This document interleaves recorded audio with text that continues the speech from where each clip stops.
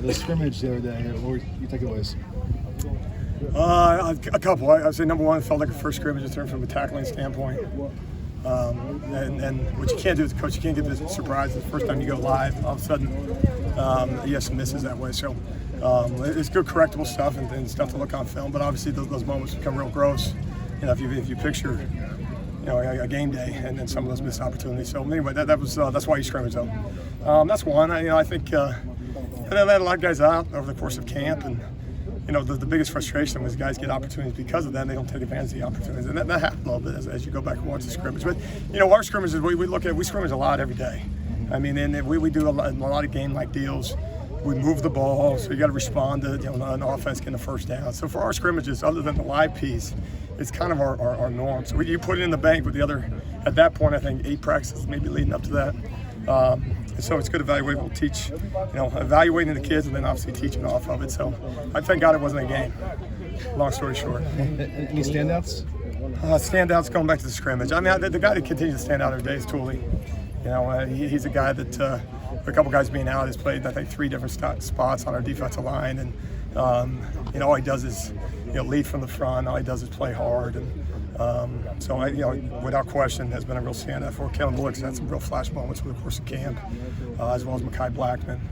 And there's several others. So, we got to make sure that, the rest of the group kind of raises their level. How's Dejohn Benton doing?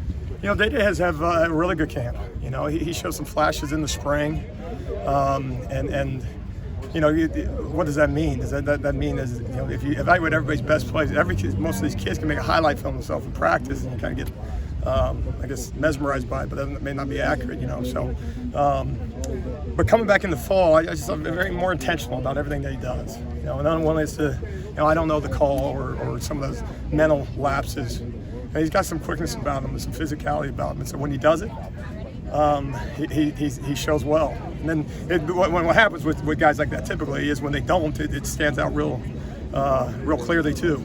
If you have the quickness and you don't use the quickness, we call that a low fear.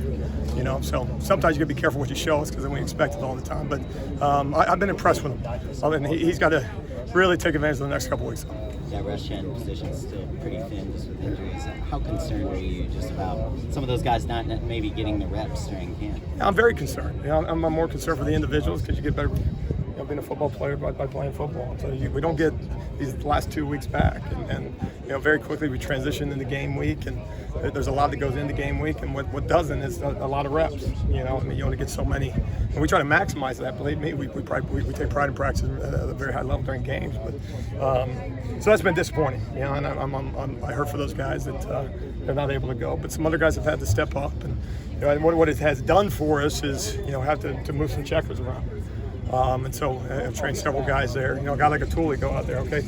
And he loves standing up, so he's tickled to death by it. But anyway, give him an opportunity to train a few more guys. So that position's got to get shored up here really quick, or it's going to be an interesting first couple of weeks. What's your initial impression of Eric Gentry? Very impressed with Eric. You can tell he's played football at our level. The difference between a freshman and a sophomore, there is no greater difference. And sometimes we minimize that as coaches and expect these high-level high school guys to come in here and be grown men. There's a huge difference between 18 and 19, And so you see that in him. And I give him a lot of credit. He didn't have the spring with us. Summer is good. We can do some things. We max out the time that way.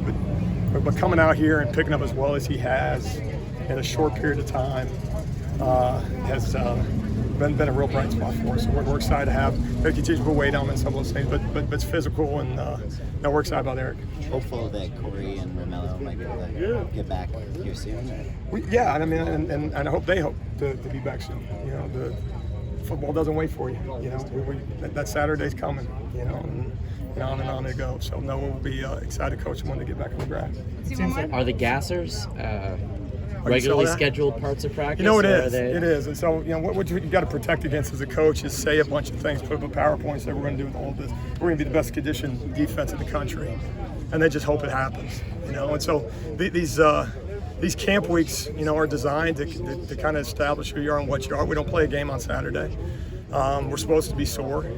And so we take advantage of the opportunity to do some conditioning during this time of year, and the guys have, for the most part, responded to it. And we'll add some additional ones if there's certain moments in practice where we don't feel like running. So it's run during or run after. And there's some training there, some awareness training attached to it as well. But no, we do it every day.